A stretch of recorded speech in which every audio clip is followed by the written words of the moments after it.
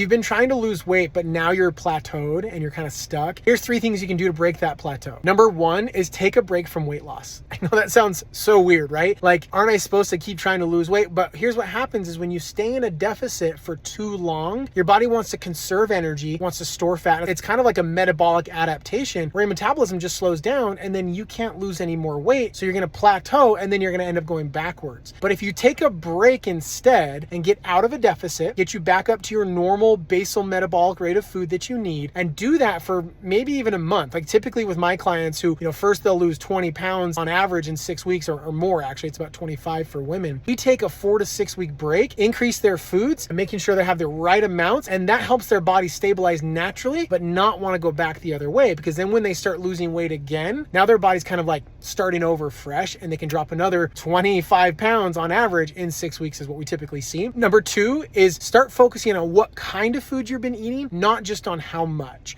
Focusing only on how much food you're eating versus what kinds is kind of like trying to grow plants and focusing on how much liquid to use, but not on the kind of liquid. You got to use water, right? So when you focus only on the how much food, you could be eating foods or not eating the right kinds of foods that are harming your hormones, disrupting your hormones, causing inflammation, keeping your blood sugars out of balance. And those things will keep you stuck, not able to lose the weight. And the third thing is when you take that break from weight loss, make sure you do strength training. Now, we don't have people do exercise when they're losing weight because it actually tends to backfire on people and then they plateau. So we reserve the strength training and exercise for when you take that break. Now, I say strength training specifically because cardio is not going to be your friend when it comes to fat loss. High intensity interval can be good, but you don't need it that often, 1 or 2 times a week. But strength training, you're going to need like 2 to 3 times a week, whether that's body weight or weights. You can do it in your home, you can do it in your gym. Doesn't matter. You need to start strength training, and that's going to keep your metabolic rate high. So if you're combining these 3 things now, you're going to take a break, focus on the right food, and then start strength training.